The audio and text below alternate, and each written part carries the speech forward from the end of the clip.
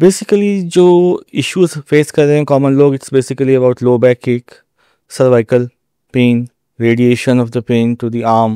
So why this is happening? It is because of the change in the lifestyle and the requirement of a specific posture in their day-to-day activity. For example, they are working on computers. So daily they have to work. Daily उनका रोज का काम सिर्फ computer पे ही है. जैसे कि अगर low back pain किसी को है और रेडिएटिंग पेन है, रेडिएटिंग पेन के साथ अगर उनका bowel and bladder involvement is also there and they are not able to control their urine and faeces, so that is a grave sign. उसमें immediately they have to consult that there is a postural fault or there is a mechanical fault or there is a muscle imbalance which can be corrected easily. Then it is possible that they can go for tele rehab and get their problem resolved. किसकी help लेनी चाहिए? whom to seek? जैसे चलने फिरने से या उठने बैठने से, सामान उठाने से, कुछ काम करने से पेन आ रहा है और आराम करने से पेन जा रहा है, तो उस समय फिजिकल थेरेपिस्ट को कंसल्ट करना सबसे अच्छा रहता है. So this kind of an information is very important, that whether the pain is associated with the musculoskeletal pattern, we should call it, or a systemic pattern. नमस्कार, आदाब, सत श्री अकाल। आप सभी का स्वागत है एक और बीजेएम पॉडकास्ट पे। मेरा नाम डॉक्टर भावना आनंद है, बीजेएम हेल्थ की तरफ से यहाँ पर हूँ। और आज हम जिस टॉपिक पे बात करने वाले हैं वो मेरे दिल के बहुत करीब है, क्योंकि वो आपकी मेरी सबकी हेल्थ के लिए है, मस्कुलोस्केलेटल हेल्थ के लिए है। और हमारे साथ जो इस टॉपिक पे बात करने वाले हैं उनके पास ओवर 2 decades ऑफ एक्सपीरियंस है in the field of physiotherapy. He's an academician, he's a researcher, he's a clinician. He has guided many students in their studies of graduations and post-graduation, and he's presently guiding PhD students. He himself is holding a PhD in sports medicine, and he's a gold medalist, Masters of Physiotherapy from Jamia. And he is presently professor at Sharda University and heading the Department of Physiotherapy, Sharda University. During the time of pandemic, he had been a very, very important part and played a very crucial role in the field of physiotherapy by imposing 2 studies with World Health Organization on COVID-19. And to talk on such a special topic on post-pandemic, and also he is one of those who has patents headed towards him, and he is a guiding light when it comes to the profession and the budding physiotherapist. So to discuss on the changing trends post-pandemic, we have with us none other than Dr. Mayank Shukla. Thank you so much, sir, for taking out the valuable time with us and giving us the opportunity to be here and sharing your thoughts on such an important topic. Thank you so much, sir. Thank you so much, Bhavna, for having me here for this podcast. And it's my pleasure to be with you and talk to you on this very important topic of musculoskeletal health and physiotherapy, role of physiotherapy in the musculoskeletal conditions. Thank you. ठीक sir, तो अगर हम शुरू करें, अगर let's begin with the foundation. So what is musculoskeletal physiotherapy? Musculoskeletal physiotherapy is that specific part of physical therapy जिसमें हम conditions and issues related to the bones, joints, soft tissues, tendons, ligaments, repeated muscle injury or some traumatic rehabilitation after fracture or any sprain or strain के बारे में बात करते हैं. Broadly, it includes so many things. It may include some sports injuries also, and some dysfunctions or some diseases which may arise out of some infection of the musculoskeletal system. When we talk about the rehabilitation, physical therapy, and their normalization, so it's a very broad term. However, with the changing trends, there are certain things which have become very prominent या बहुत ज़्यादा common हो गई हैं, common लोगों को बहुत ज़्यादा परेशान कर रही हैं, जिसका एक बहुत बड़ा एक स्पेसिफिक इम्पोर्टेंस निकल के आया है मस्कुलोस्केलेटल फिजियोथेरेपी. सर, आपने एक बात कही कि कॉमन लोगों को बहुत ज़्यादा परेशान कर रही है, तो सर ये क्या चीज़ें हैं जो कॉमन लोगों को बहुत ज़्यादा परेशान कर रही हैं और ये कैसे परेशान कर रही हैं? बेसिकली जो इश्यूज फेस कर रहे हैं कॉमन लोग, it's basically about low back kick, cervical pain, radiation of the pain to the arm, tennis elbow, golfer's elbow, carpal tunnel, and knee osteoarthritis. So why this is happening? It is because of the change in the lifestyle and the requirement of a specific posture in their day-to-day activity. For example, they are working on computers, so daily they have to work daily उनका रोज का काम सिर्फ computer पे ही है, तो they develop a cervical issue, and they may have localized pain, or if the problem aggravates and there is a neurological involvement, it can radiate also, and it affects their, not only their work also, it also affects their general life. So it's a very big issue for the common man nowadays.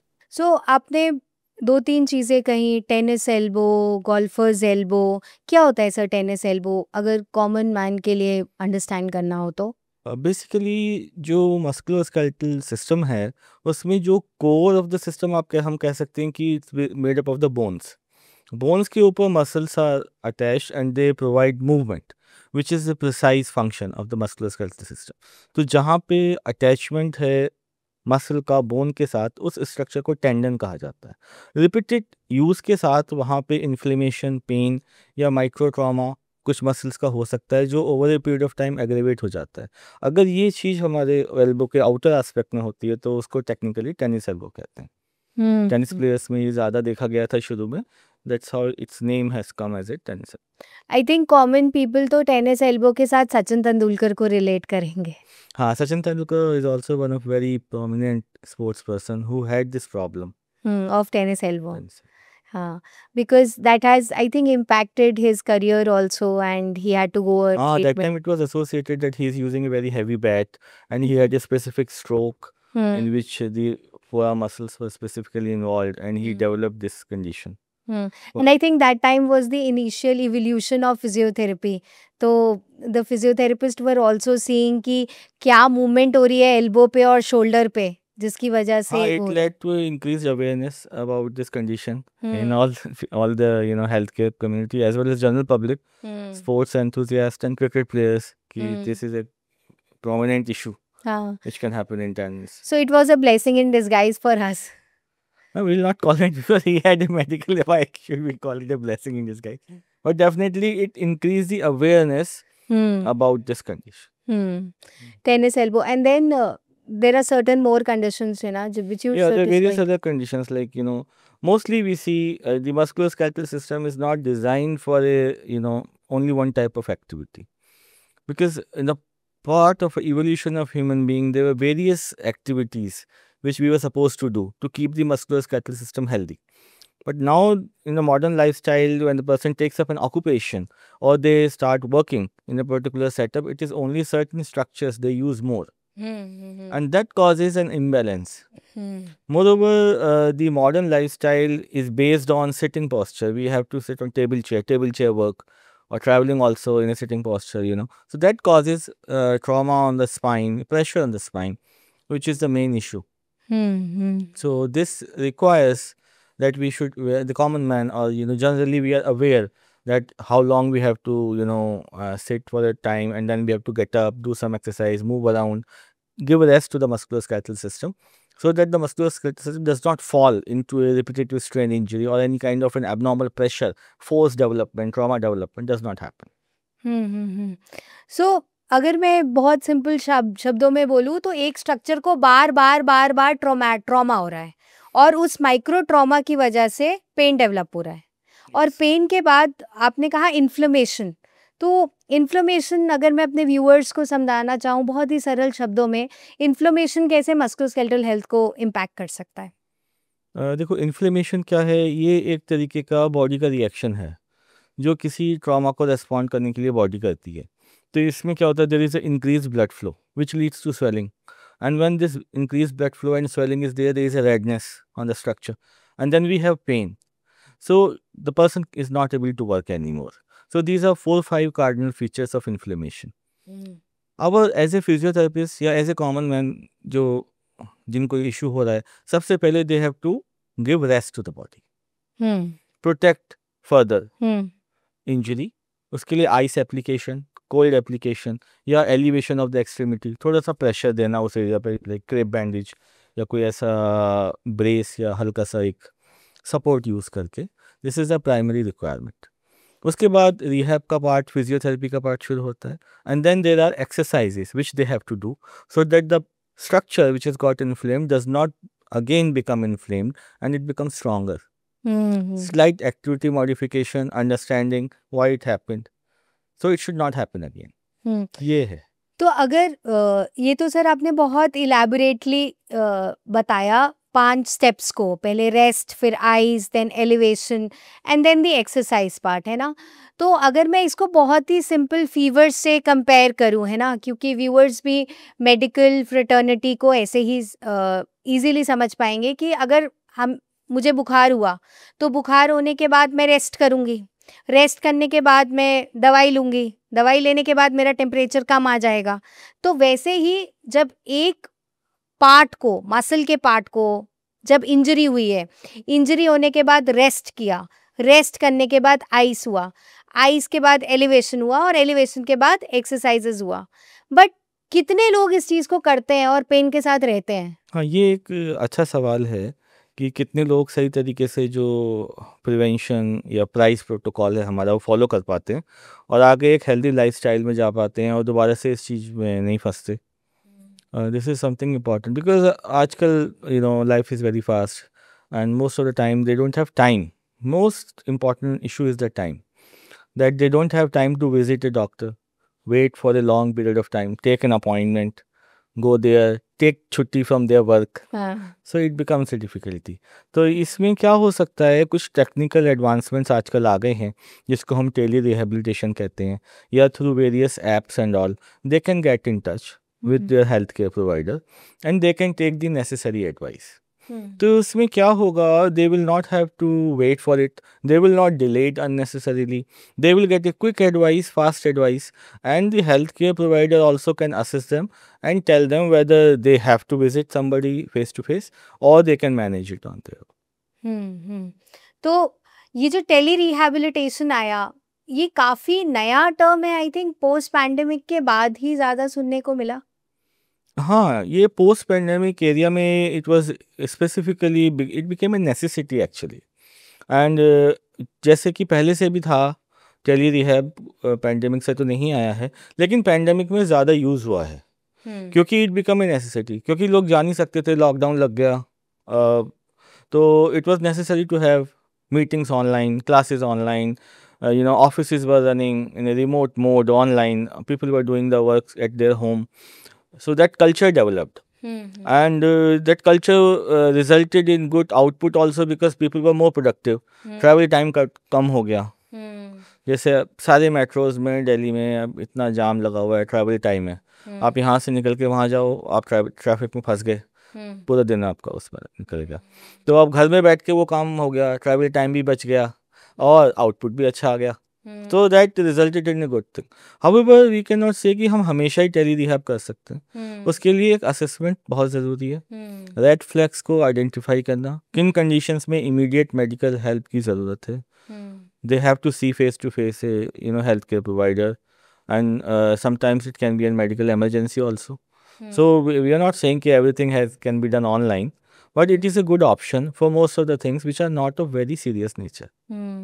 जैसे sir आपने necessity की बात करी, बहुत बहुत बहुत ही practical points की बात करी कि ट्रैवल टाइम बचा हमारा, आई थिंक हमने फ्यूल भी बचा लिया, फ्यूल बच, पॉल्यूशन, इन्वायरमेंट को भी हमने सेव कर दिया टेली रिहैब का. दूसरा, आपको छुट्टी नहीं लेनी पड़ी. आजकल छुट्टी लेने का मेजर इशू है. सपोज आपने छुट्टी लेके कहीं आपने विजिट किया, तो आपका एक दिन का वर्क, प्राइवेट जॉब्स है, कंपटीशन, ये सब है, नोबडी वांट्स टू मिस आज क्या हो रहा है. तो वो एक चीज़ है जो आपको ऑन द गो हो जाएगा. सो यही है. But having said that, it has to be assessed.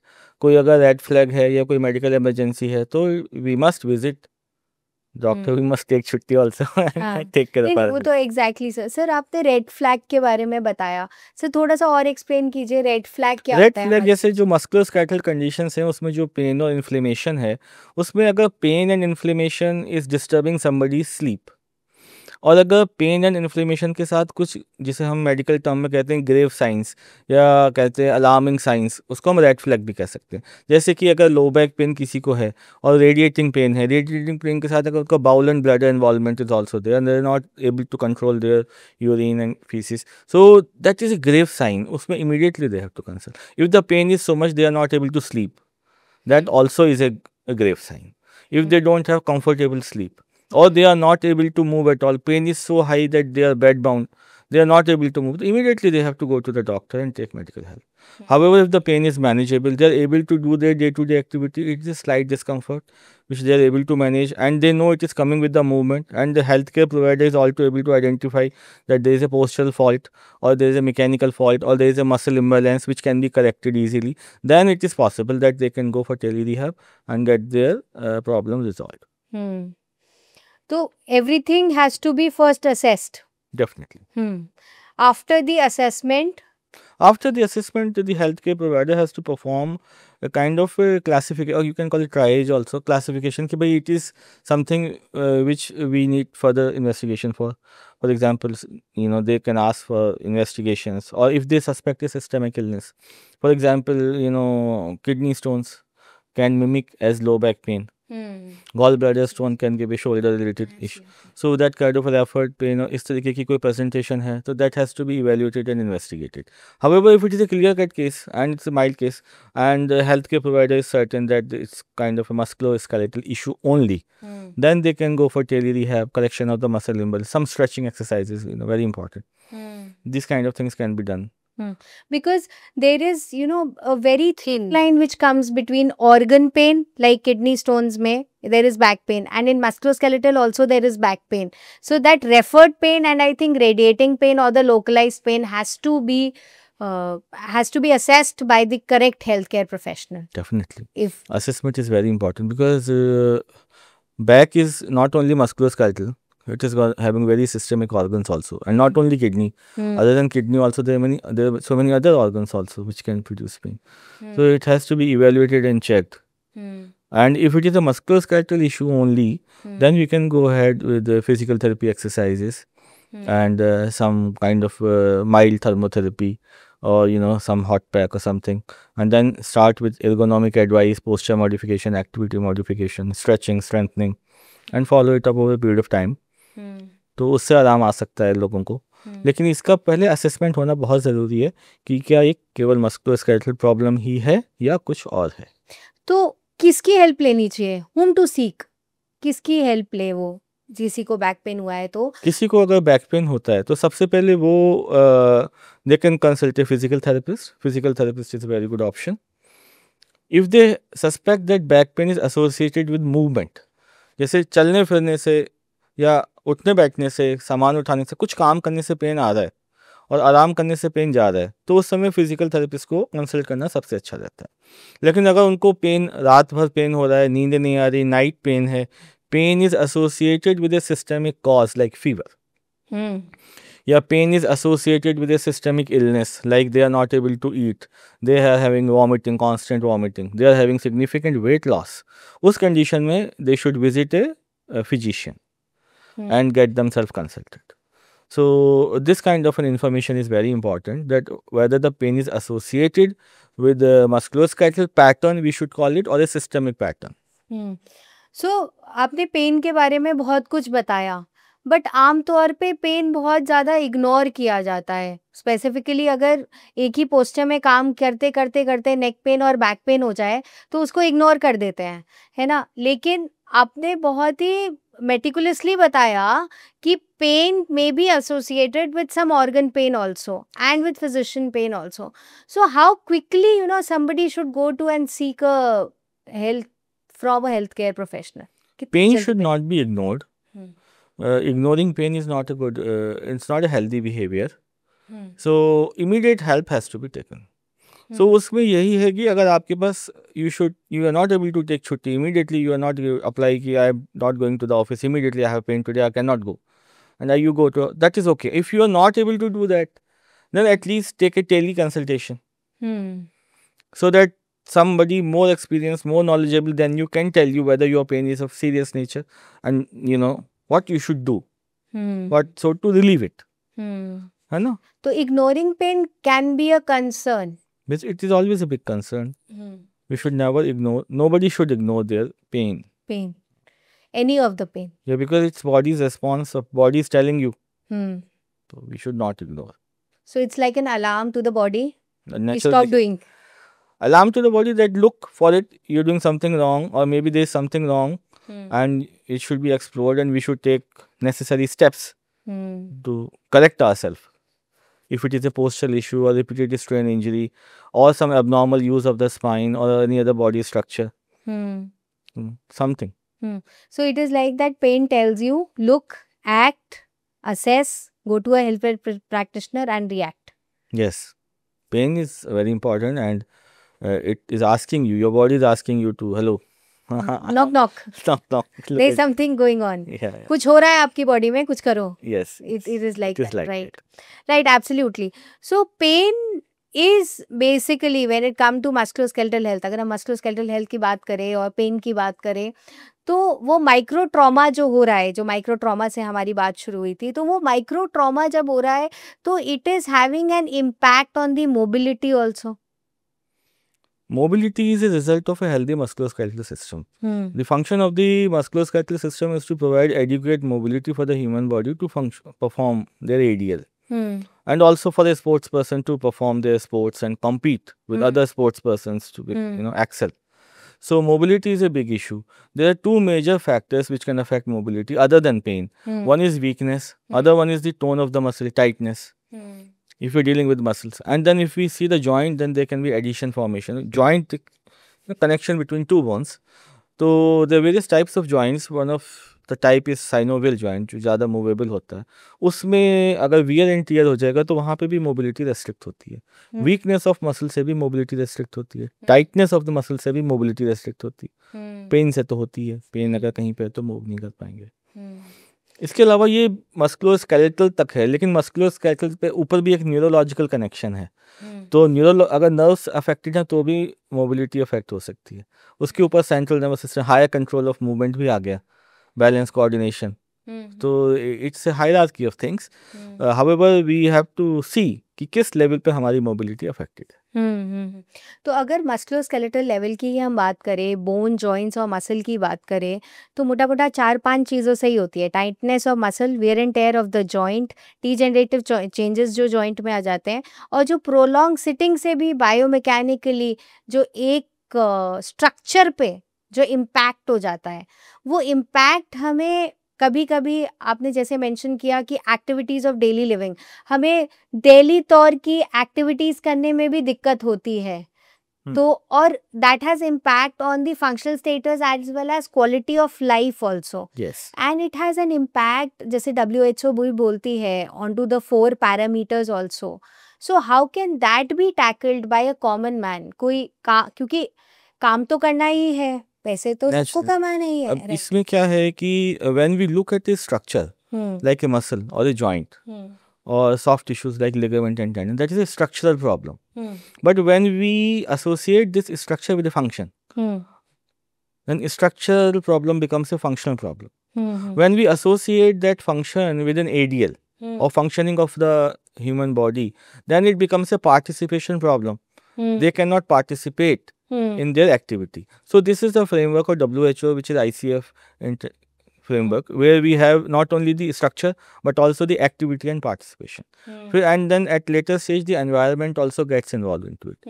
There are facilitators in the environment and there are inhibitors in the environment. So if we are living, for example, somebody is having a mobility issue and they are using a walking aid.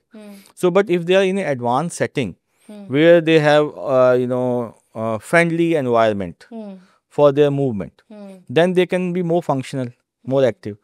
If the same person with the mobility aid is in an environment or in a setting which is resource constrained and does not provide adequate support to a specific need, then their functionality will be significantly decreased.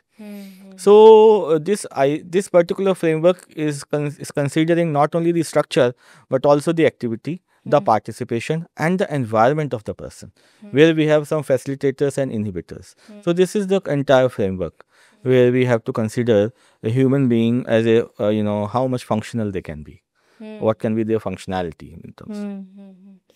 So this activity, participation and the facilitators and the inhibitors which are there in the environment, तो अगर मैं बोलूँ तो nature और nurture दोनों ही काम कर रहे हैं. नेचर इन द वे कि माइक्रो ट्रॉमा आ गया बॉडी को, तो पेन एंड मोबिलिटी इम्पैक्ट हो गई. And nurturing is this environment which WHO is also saying कि आपकी जो एक्टिविटी है उतने में आपका कितना पार्टिसिपेशन है, and that participation has an impact by the environment also. Yes, yes. And then that is affecting the quality of life in all the aspects, Naturally. whether it is psychological, whether it is physical, whether it is environmental and social. Yes. So how this musculoskeletal, जो musculoskeletal health के बारे में हम बात कर रहे हैं, इतना बात कर रहे हैं हम बोन जॉइंट और हेल्थ के बारे में, और आजकल तो इतनी बात होती है लॉन्गिविटी को लेके, but longevity of the organs की तो बात हो रही है, but if this bone joints and muscles की लॉन्गिविटी नहीं करेंगे हम, तो फिर ऑर्गन्स की longevity won't it be affected? Yeah, everything is linked together because the musculoskeletal system is it's kind of an outer protective framework which is encasing all the other organs. So functionality, daily movement, certain amount, just 10,000 steps we say, is important for the well-being of the entire body. So इसमें क्या problem है? Now we are in an indoor environment more as compared to the pre-pandemic, or you can say previous eras, where the evolution of the human being was mostly for the outdoor activities. They were, hunter-gatherers running around, competing with other. Now, over a period of sophistication, it's more indoor. And post-pandemic, it is more and more indoor now because there is a facilitation by the environment. We have technology, no need to go out. So that is also adversely affecting the musculoskeletal system because they don't get the sunlight. They don't get adequate amount of vitamin D. Adequate loading of the joints does not take place. The physiological functioning of the joint is missing. Full range of motion is not happening. So they have to do exercises for that. They should go outdoor, expose the body to the sunlight. At least 30 minutes, 30% body surface area should be exposed to sunlight. So they get adequate amount of vitamin D. And they should take proper diet also, protein-rich diet. Calcium should be there in the diet. All micronutrients should be there, magnesium and zinc. So that will increase the nurturing of the musculoskeletal system, bones and joints, make them healthy and supple. So that is something which is important for nurturing. मतलब exactly जो आपने बोला ना कि अगर ढांचा ही नहीं ठीक होगा, फ्रेमवर्क ही नहीं ठीक होगा of the muscle, bone and joint which we usually call skeleton, तो अंदर ऑर्गन्स का ठीक होना is will not go in hand in hand. Definitely. Because everything is working in one function. Our body is working like one function. तो अगर हमारा framework अच्छा होगा, हमारा स्केलेटन अच्छा होगा, तो बहुत आसानी से हमारी लॉन्गिविटी भी अच्छी होगी. बिकॉज नाउ जैसे आपने बोला कि डिजिटलाइजेशन हो गई है, ग्लोबलाइजेशन हो गई है, अब everything is available over the phone, है ना. We don't have to go to a market to buy, if I have to get a dough और आटा अगर मुझे गूंदना है, मैं ब्लिंकिट या जेप्टो करके 10 मिनट में मेरे पास आ जाएगा. So there is no walking, मैं बाहर नहीं जा रही, जॉइंट का लोडिंग नहीं हो रहा, कुछ नहीं हो रहा. तो दैट इज कहीं ना कहीं अफेक्टिंग माई फिजिकल बींग. Yes, definitely. इसके सबसे ज़्यादा ओबियस फीचर्स आप देख सकते हैं, हम देख सकते हैं कि बॉडी वेट लोगों का बढ़ता जा रहा है. ओबेसिटी, ओवरवेट, प्रेवलेंस बहुत हाई हो गई है. एसिडेंटरी लाइफस्टाइल, फिजिकल एक्टिविटी लेवल्स बहुत कम हो गए हैं, जिसकी वजह से एक मस्कुलोस्केलेटल सिस्टम की डीकंडीशनिंग होती जा रही है. और उस डीकंडीशनिंग की वजह से बाकी ऑर्गन्स भी अफेक्ट हो रहे हैं, क्योंकि sedentary lifestyle affects cardiovascular system. Then if the bones become weak, they will also affect nervous system. Then if the blood vessels are affected, then also all parts of the body are affected, including brain, heart, kidney, everything is affected. And then there are metabolic issues which crop in with obesity, which is like diabetes mellitus. And then they have secondary complications of all this thing, which is like metabolic syndrome. So physical activity, which is based on a healthy musculoskeletal system, is an essential fundamental requirement for a healthy body. इसमें कोई doubt नहीं है. तो वो बहुत ज़रूरी है. उसको अब करना ही क्या है, मेजर इशू क्या हो रहा है, जैसे आपने कहा कि टेक्नोलॉजी है, सब चीज़ें आसानी से अवेलेबल हैं, तो we should be a good master of the technology rather than becoming a slave of it. कब हमें करना है ब्लिंकिट, रोज ब्लिंकिट करें या रोज ना ही करें, जब बहुत ज़्यादा प्रेशराइज्ड हैं काम से, चलो कभी कर लें. ये नहीं कि हमारी हैबिट ही हो जाए कि हमें तो वो एक सिस्टम हेल्दी लाइफस्टाइल का उस पर्सनल लेवल पे भी हम सबको बनाना चाहिए, जिससे फिजिकल एक्टिविटी लेवल हमारा हाई रहे। उसके लिए टेक्नोलॉजिकल एड्स भी हैं, जैसे कि पेडोमीटर है, कितने स्टेप्स आपने डेली लिए, कितना एनर्जी एक्सपेंडिचर आपने डेली किया, तो उस तरीके की चीज़ें हैं। And certain good principles can be adopted which can help somebody to have a good musculoskeletal system and higher level of physical activity for a longer lifestyle, longer life, healthy, good quality of life also. जैसे sir आपने बोला that one should have control over himself और herself before becoming a slave of technology, Yes. है ना? तो ये control कैसे है, मतलब आप हमारे मतलब क्या ये अवेयरनेस से आ चाहिए? जाएगा, ये अवेयरनेस से आ जाएगा। अगर हम थोड़ी सी अवेयरनेस करें, हम सजग हो जाएं, सावधान हो जाएं और ध्यान दें चीज़ों पे, और जल्दी से लालच में ना आ जाएं मतलब आलसी, हाँ, एंड आराम से काम हो जाएगा। थोड़ा सा you have to get out of the comfort zone, everybody has to get out the comfort zone, और हेल्दी हैबिट्स अडॉप्ट करनी पड़ेंगी। जैसे कि आप मॉर्निंग का रूटीन अपना रखें, सोने से पहले वॉकिंग का रूटीन एक रखें, वीक में 2 या 3 या 4 दिन का थोड़ा सा आधा आधा घंटा निकाल के एक्सरसाइजेस करें, सीखें। फर्स्ट ऑफ ऑल लर्न कि भाई नेक की क्या है, जैसे स्टैटिक नेक मसल वर्क हम बताते हैं, या extension protocol for the back बताते हैं, या क्वाड्रिसेप्स एक्सरसाइज हम बताते हैं फिजियोथेरेपी में। उनको सीखना बड़ा आसान है, कोई भी आपको सिखा सकता है। Over a period of time आप उनको फॉलो करिए। या जैसे कि फ्लेक्सिबिलिटी शेड्यूल अगर हम बना दें, हैमस्ट्रिंग फ्लेक्सिबिलिटी हम करा रहे हैं, लो बैक की फ्लेक्सिबिलिटी हम करा रहे हैं, डीप सर्वाइकल फ्लेक्सस की फ्लेक्सिबिलिटी हम जो फिजियोथेरेपिस्ट यूजुअली कराते हैं, वो किसी को भी हम सिखा सकते हैं। उसको फॉलो करने से इससे आसानी से बाहर आया जा सकता है, इस तरीके की विशियस साइकिल से, और they can come back to the healthy lifestyle. किसी एक्सपीरियंस फिजियोथेरेपिस्ट से सीख सकते हैं उन एक्सरसाइजेस को। ज़्यादा एक्सरसाइजेस नहीं है, उनको आसानी से सीखा जा सकता है और अपने लाइफस्टाइल में डाला जा सकता है। कुछ गुड पोस्चर्स हैं, कुछ बैड पोस्चर्स हैं। बैड पोस्चर्स को जैसे फॉरवर्ड नेक पोस्चर हो गया, लुकिंग डाउन हो गया, फ्लेक्शन हो गया, झुक के कुछ सामान उठाना हो गया, घुटने को बहुत ज़्यादा मोड़ना हो गया, ज़मीन पे बैठना हो गया, उनको अवॉइड करना है। कुछ हेल्दी हैबिट्स हैं, sitting straight, walking around, stretchings, जैसे मैंने अभी कुछ एक्सरसाइज का नाम भी आपको बताया, उनको सीख के अडॉप्ट करके अपनी लाइफ में इजीली हम अपने मस्कुलोस्केलेटल सिस्टम को एक नई लाइफ दे सकते हैं, and we can renew our health. Sir आपने बहुत बड़ा पॉइंट बोला कि रिन्यू आवर हेल्थ। तो before renewing our health we should be aware कि how important musculoskeletal health is for our longevity also, because life expectancy is increasing because of the turning changes in the body, right? But life changes शुरू होने से ही अगर we are aware of the body, like बहुत छोटी छोटी चीज़ें आपने बोली, थोड़ा सा वॉक कीजिए, थोड़ा सा एक्सरसाइज कीजिए, कब आपको ऑर्डर करना है, कब ऑर्डर नहीं करना है, you have to come out of the comfort zone. But ये ट्रेंड्स नहीं चेंज हो गए, क्योंकि pre pandemic I remember everybody used to go to a shop and buy something and bring, है ना, हम चल के जाते थे और चल के आते थे। but post pandemic that has lead to changes in the musculoskeletal health with the decrease in the physical I would say activity as well as physical needs, and this physical needs कहीं ना कहीं हमारे physiological changes पे affect कर रही है। Rate of obesity आपने जैसे कहा, rate of diabetes, rate of hypertension, metabolism, early क्यों हो रहा है ये सब कुछ? हाँ, ये कहीं ना कहीं it's a good food for thought कि for health care providers also and for policy makers also that they have to look into it.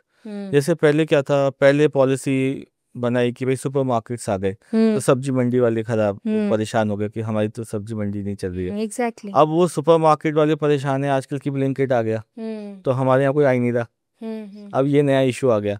तो ये तो पॉलिसी मेकर्स को देखना होगा कि उसमें वो किस तरीके से पॉलिसीज बनाते हैं कि जब वो एक सिस्टम को डेवलप कर रहे हैं तो दूसरा सिस्टम पूरी तरीके से ख़त्म ना हो जाए, और जो कॉमन मैन है, जो लोग हैं, जो पब्लिक है, उसको अवेयरनेस हो कि आप इस ट्रेंड से उस ट्रेंड पे जा रहे हो, उसके प्रॉस एंड कॉन्स क्या हैं। कोई ऐसी बॉडी हो जो उस चीज़ को बताए कि हमने ये ट्रेंड बंद करके ये वाला ट्रेंड अब शुरू कर दिया है ना, कि भाई पेट्रोल की गाड़ी छोड़ के हम इलेक्ट्रिक व्हीकल पे जा रहे हैं, तो उसके क्या प्रॉस एंड कॉन्स हैं, उसमें जो बैटरी लग रही है वो लॉन्ग टर्म में एनवायरनमेंट को ज़्यादा ख़राब करेगी, ऐसा लोग कहते हैं। तो इस तरीके से हमारी हेल्थ भी किस तरीके से अफेक्ट हो रही है इन चीज़ों से। ये जो टेक्नोलॉजिकल ट्रांजिशन हो रहा है वो एक पता होना चाहिए, और उस टेक्नोलॉजिकल ट्रांजिशन में अगर हमें अपने आप को हेल्दी रखना है तो किन चीज़ों को हमें we have to stick to certain things जो हम पहले से करते आ रहे हैं, जैसे एक्सरसाइजेस हो गई, या हेल्दी लाइफस्टाइल हो गया, या एक्सपोजर टू सनलाइट हो गया, या फिर गुड न्यूट्रिशन हो गया, क्योंकि हमारे बॉडी का जो मस्कुलोस्केलेटल सिस्टम है वो आइसोलेशन में तो है नहीं। It is not only a framework for the body, it is also associated with the body in number of ways. For example, जो आपका ब्लड सेल्स का प्रोडक्शन है वो बोन मैरो में होता है, कैल्शियम के रिजर्वायर हैं जो बोन है, अगर ऑस्टियोपोरोसिस ऑस्टियोपेनिया होगा तो वहाँ से कैल्शियम निकल के ब्लड में आएगा, that calcium will go and stick to the blood vessels में एथेरोस्क्लेरोसिस होगा, it can also go into the heart, है ना, एरोटा, इट्स लाइक, और अगर बोन्स आर स्ट्रॉन्ग तो वो ऑप्टिमल कैल्शियम के रिजर्वायर, कैल्शियम वहीं पे रहेगा, फिजिकल एक्टिविटी अच्छी होगी, मसल स्ट्रांग होंगी, तो blood vessels will remain in a normal calibre will be high, so blood flow will be easy, heart को हाइपरटेंशन नहीं होगा। So it is all connected with each other, it is musculoskeletal system is not in isolation, rather it is kind of chain, it's a link between the rest of the health. तो इस चीज़ को हमें ध्यान में रखना चाहिए कि musculoskeletal system is not functioning in isolation. We have divided these studies into musculoskeletal system, cardiovascular system, because we want to study, it's not possible to study everything because the knowledge of body is so big and large, so we divide it and we study. However, human body is one. It can easily be seen, somebody who had a fracture and they become bed bound, all their systems, they are prone for any stroke also. Their mental capability, then they have so many, puri body will go into a deconditioning mode. So it is a big thing that it is not just the movement related ही नहीं है, ये systems को भी affect कर रहा है, and it is an important link for our health. So it is a major system, all of the systems are major, but this system का impact is on us moreover, क्योंकि all the systems of the body are important. कोई major system minor system body में नहीं है, all systems are major only. It is just that we are dealing with musculoskeletal right now. So हम इस point of view से body को देख रहे हैं। अब कोई भी एक ऑब्जेक्ट है, आप उसको यहाँ से भी देख सकते हो, यहाँ से भी देख सकते हो। अब बड़ा सा एक हाथी है, आप उसकी सूंड को भी देख सकते हो, पूंछ को भी देख सकते हो, साइड से भी देख सकते हो, दांत भी देख सकते हो, आँख भी देख सकते हो उसका, है ना, हाथी बहुत बड़ा है। तो ऐसे ही हमारा जो हेल्थ का फिनोमिना है, इट्स ह्यूज फिनोमिना, उसमें हम मस्कुलोस्केलेटल एस्पेक्ट को देख रहे हैं, लेकिन ये कोई ऐसा नहीं है कि इससे बाकी चीज़ें रिलेटेड नहीं है। सर वो बिल्कुल सही कहा आपने कि सारे सिस्टम्स इम्पोर्टेंट है और सबको देखने का नज़रिया अलग अलग तरीके से अलग है, ठीक है, लेकिन मस्कुलोस्केलेटल को ठीक रखने का हमारे ऊपर ज़्यादा डिपेंडेंसी है। Role of the physiotherapist is significantly more for the musculoskeletal system, because it's a kind of movement thing, and we are also movement specialists. Physical therapists are known as movement specialists, and the musculoskeletal system, the main function is protection of the vital organs and movement.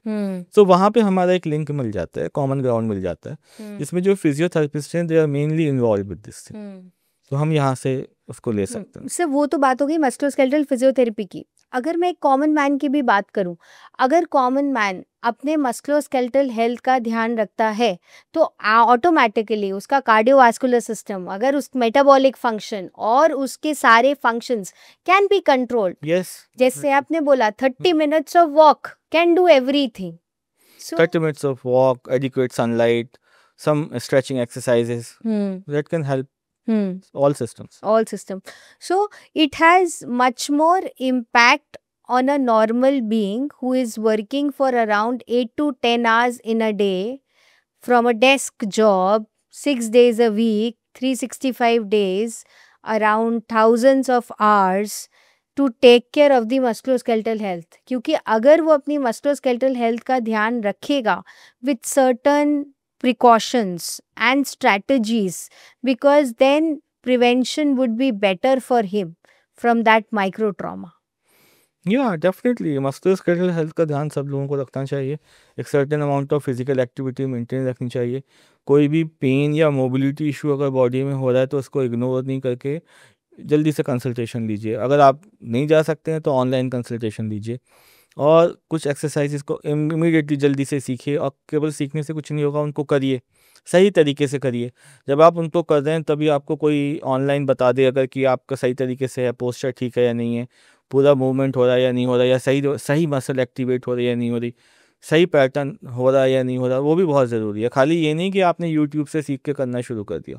There should be somebody who is an expert in health, physical therapist, जो आपको बताए कौन सी exercise आप करें कौन सी ना करें आपकी प्रेजेंट कंडीशन में, वो भी बहुत ज़रूरी है। एंड देन उसके बाद सर करना नहीं करना तो है ही, फॉलो अप्स कितने ज़रूरी है? Follow up is also very very important, because जो हमारा मैनेजमेंट का सिस्टम है, it can be acute care, sub acute care, and then continued care which is in term of community care और follow up. तो follow up में कई बार क्या होता है, अगर हमें मान लीजिए कोई मेजर इशू भी है तो उसके बाद हॉस्पिटल की केयर तो हो जाती है लेकिन फॉलो अप नहीं कर पाते। तो उस फॉलो अप को करने में भी टेली मेडिसिन का और वेरियस ऐप बेस्ड इंटरवेंशंस का एक बड़ा रोल हो सकता है, जो कि बहुत इजीली अडेप्ट किया जा सकता है सिस्टम में। और उसके बहुत फ़ायदे भी इसीलिए होंगे क्योंकि क्या है कि टर्शरी सेंटर्स एक ही जगह पे हैं। फॉर एग्जांपल हर जगह तो TKR THR नहीं हो रहा, हर जगह तो सिग्निफिकेंट स्पाइन प्रोसीजर्स नहीं किए जा रहे हैं, तो कहीं पे हो रहे हैं, फिर उसके बाद लोग रिमोट एरिया से वहाँ आते हैं, फिर घर वापस चले जाते हैं, वहाँ पे कोई कनेक्शन नहीं होता। उस समय अगर हम उन्हें एक फैसिलिटी दे दें, एक लिंक दे दें कि भाई इस ऐप के थ्रू आप कनेक्ट कर सकते हैं, एक्सरसाइजेस को फॉलो कर सकते हैं, अपने रिहैब को कंटिन्यू कर सकते हैं, so it is a very big advantage. Surgery का सक्सेस रेट भी बढ़ जाएगा और साथ ही साथ पेशेंट्स को बहुत फ़ायदा भी होगा। एंड दूसरा, जैसे छुट्टी भी कम लेनी पड़ेगी, ट्रैवल टाइम भी कम होगा, टाइम कम और बहुत आराम से फॉलो अप भी हो जाएगा, एक क्वालिफाइड फिजियोथेरेपिस्ट से भी मिल पाएंगे, और ये सब कुछ भी हो पाएगा जो कि हम BGM हेल्थ में प्रोवाइड कर रहे हैं।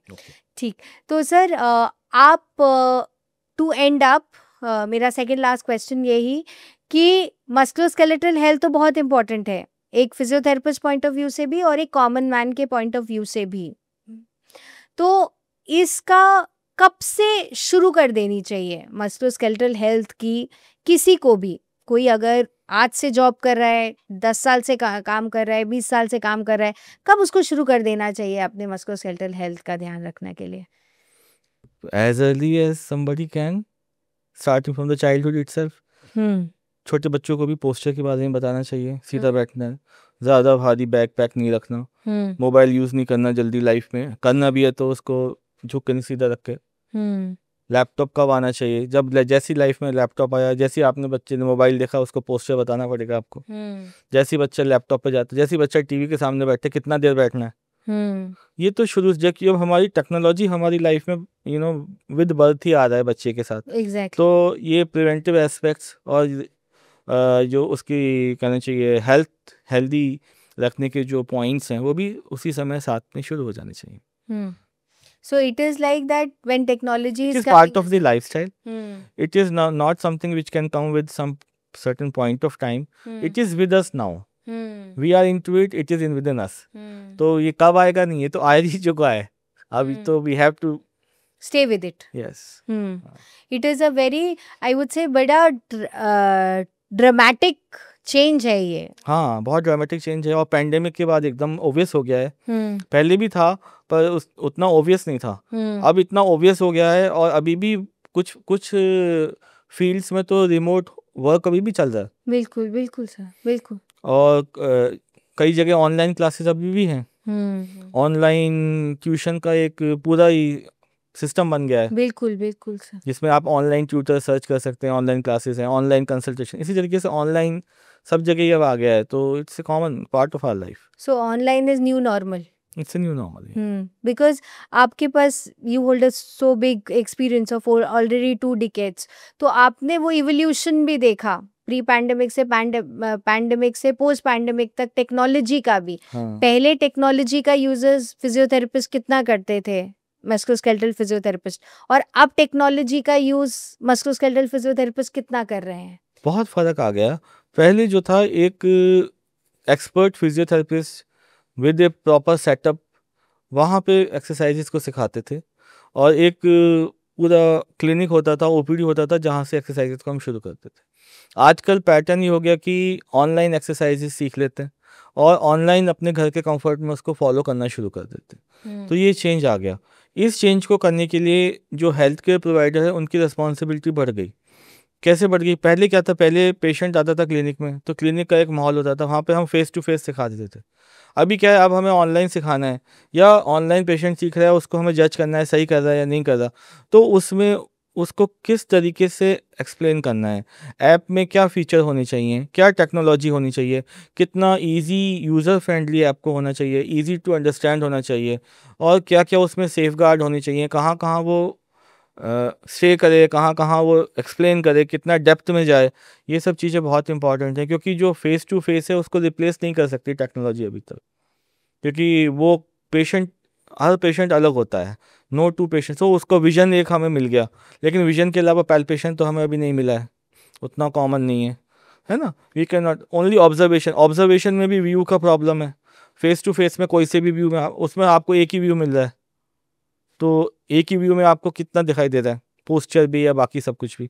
दूसरा, आप टेस्ट कर सकते हो, स्पेशल टेस्ट कर सकते हो, पैल्पेट कर सकते हो, एंड फील देख सकते हो। ऑनलाइन आप एंड फील नहीं देख सकते, स्पेशल टेस्ट नहीं कर सकते, पैल्पेशन चला गया, है ना। तो उसमें किस तरीके से ऑब्जर्वेशन ही हमारा एक स्किल रह जाता है, और जो ऑब्जर्वेशन वाला स्किल है वो भी एक ही विजन में, एक ही व्यू में आ रहा है, तो उसको एक टेक्नोलॉजिकल वहाँ पे अभी एक चैलेंज है हमारे लिए कि उसको कैसे हम वैलिडेट करें कि it is as good as face to face. तो उसमें बहुत थोड़ा सा काम अभी और बाकी भी है। तो सर आपने बहुत ही अच्छे से उसको सम अप किया कि now the changes are also being done from pre pandemic to post pandemic. चाहे आप वर्क कल्चर की बात करो, वही पेशेंट है पहले क्लिनिक पे, अब they are more interested in telerehabilitation. That transition has also been ended up, है ना। But now artificial intelligence is also come up yes, post pandemic, and this artificial intelligence is also impacting the tele rehabilitation kahin na kahin. Definitely, because now there are artificial intelligence, though I'm not an expert in that area, but there are certain apps which are working on that, where they can check the fault and give the solution. But usme bhi we have to see, and from a physiotherapist point of view, there are certain points जो हम usually करते हैं, लेकिन artificial intelligence शायद उतने, जैसे कि जो असेसमेंट वाला पार्ट है ना, history taking, observation, examination, special test, joint play, palpation, radiographs वगैरह, हम सब पूरा देखते हैं, पूरा सिस्टम हमारा है। अब आर्टिफिशियल इंटेलिजेंस में कितने कंपोनेंट हम डाल सकते हैं उसमें से, कितने कंपोनेंट वो ले सकता है, और कोई ये जो मेथड ऑफ असेसमेंट है, ये कोई मतलब it is not for bargain, ये तो जो है वो है। नहीं, absolutely. Artificial intelligence cannot replace a qualified physiotherapist in any way. Yes, It can only assist. it can assist, हाँ. and once we make a program, then it can check कि वो प्रोग्राम सही से चल रहा है या नहीं चल रहा। So physiotherapist is a mandatory component in online also, and as well as if you use artificial intelligence, then also it is required. ठीक है, thank you so much sir. अब सर लास्ट में वाइंड अप करने के लिए मैं आपसे यही पूछूंगी कि आप 5 की टेक अवेज हमारे ऑडियंस के लिए for maintaining their good musculoskeletal health क्या देना चाहेंगे? मस्कुलोस्केलेटल हेल्थ, अच्छी हेल्थ मेंटेन करने के लिए सबसे पहले तो they should know their activity, क्या एक्टिविटी वो करते हैं। उस एक्टिविटी, जैसे फॉर एग्जांपल अगर मेरी एक्टिविटी है कि I have to sit on computer, now they have to understand that what is the right way to do it. क्या उनका ऑक्यूपेशन है, उस ऑक्यूपेशन में कौन से मस्कुलोस्केलेटल एक्टिविटी इन्वॉल्व है, और उसको करने का सही तरीका क्या है। This is number one which is largely ignored in are Indian setting. हम इस ऑक्यूपेशनल हेल्थ के एस्पेक्ट पर नहीं जाते, ये नंबर वन है। जो एम्प्लॉय की रिस्पॉन्सिबिलिटी है कि वो नए जब रिक्रूटमेंट करें तो बताएं कि भाई ये काम है, इसमें इस तरीके से काम करना है, ये हेल्दी तरीका है काम करने का। This is number one. Second thing is जो बहुत ही बेसिक है कि आप डेली एक्सरसाइज करें, थोड़ा 30 minutes at least 4 to 5 days a week aerobic activity आप करें। थर्ड इम्पॉर्टेंट चीज़ है adequate sleep should be there. अगर आप स्लीप मिस करेंगे, आपको हल्का सा पेन है, आज आप नहीं सो, अगले दिन फिर आपको ज़्यादा हो जाए, बढ़ता जाएगा, है ना। Then in your day-to-day life, take good nutrition in the form of good sunlight, good food. So 4 हो गए, हैं। And one more, I think I'll say that general posture. When you're not working, that time also you should be aware of your body posture. So these 5 things: first is occupational health, second is exercise, third is your sleep, nutrition, and general posture otherwise. These 5 things, if they do, then they can get good musculoskeletal health, in my opinion. Thank you so much, sir. So, if I sum up, it is like ki take care of your movement, take care of your posture, take care of your sleep, take care of your activity to be healthy, to make your musculoskeletal health and your longevity better, and to make your all system work together in cooperation for a better function, status, and quality of life. Thank you so much, sir, for being here Bhavna. and giving your so thoughtful thoughts on such a important topic. Thank you so much. Thank you, Bhavna. So, for you viewers, keep moving, keep stretching, take care, seek the help of qualified health practitioner, and don't ignore pain. Thank you so much. See you in other BJM podcast. And if you want any topics, let me know on the chat box that on other topics which you want us to discuss. Thank you so much.